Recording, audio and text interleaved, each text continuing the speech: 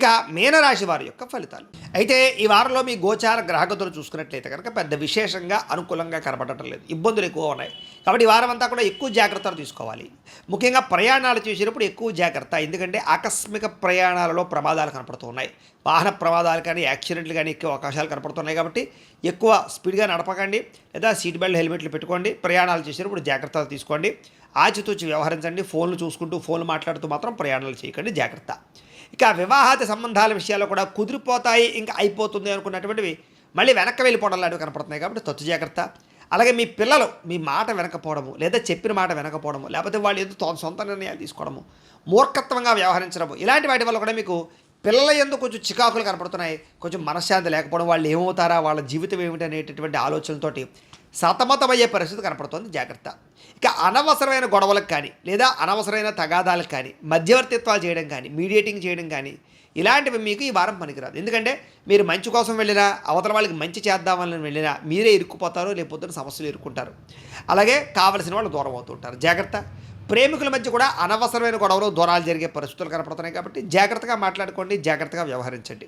ఇక క్రమశిక్షణ లేకపోవడం వల్ల అనుకున్న పనులన్నీ కూడా సమయానికి జరిగే పరిస్థితి కనపట్టలేదు. కాబట్టి ఏ పని ఏ సమయంలో చేయాలో ఆ పనిని ఆ సమయంలో చేయడానికి ప్రయత్నం చేయండి. ఇక రాజకీయ నాయకులకి చాలా జాగ్రత్తగా వ్యవహరించాలి.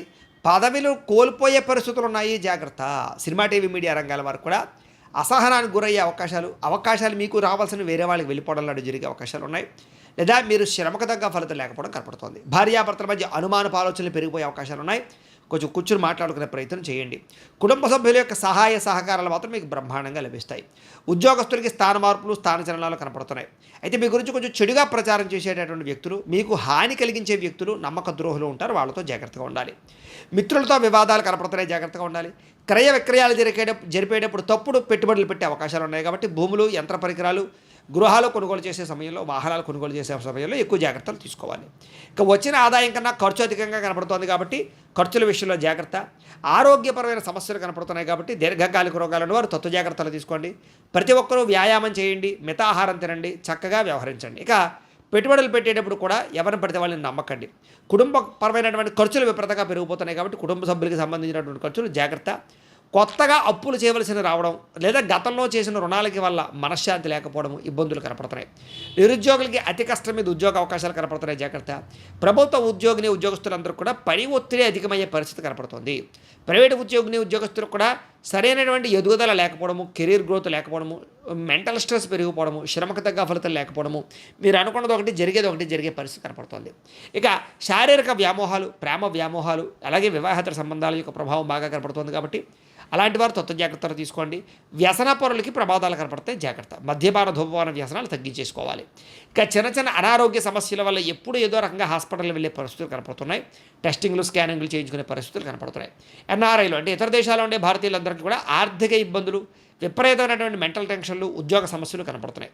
ఏది అయినా కూడా ఈ వారం నరఘోష అధికంగా కనపడుతుంది, అందరికీ జాగ్రత్తగా ఉండాలి. అలాగే గృహ నిర్మాణ పనులు కానీ, గృహాలలో పెట్టుబడులు పెట్టేటప్పుడు కానీ జాగ్రత్త తీసుకోండి.